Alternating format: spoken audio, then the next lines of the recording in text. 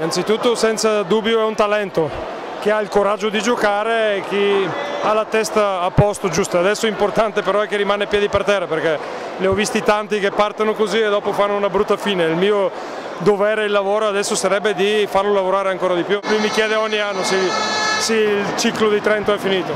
Sono 7 anni che mi chiede la stessa cosa. E sono 7 anni che la risposta ovviamente... L'ho disegnato anche quest'anno nella TV locale quando ho fatto un'intervista all'inizio anno, perché mi hanno chiesto di fare un disegno, io ho fatto... Pensavo in una C, ma non era una C, ho detto che questo è il cerchio che non è ancora chiuso. Farà un ottavo disegno? Dipende dalla società, per adesso sono in scadenza. Sicuro conta tanto, ma il secondo ancora di più, perché vinto il secondo set si vedeva come la nostra squadra già volava. Era difficile che succedesse qualcosa, loro hanno provato giustamente fino alla fine, però noi eravamo troppo, vedevamo già la fine, no, dello scudetto, e quindi dopo il secondo set era diverso. Una dedica? Una dedica.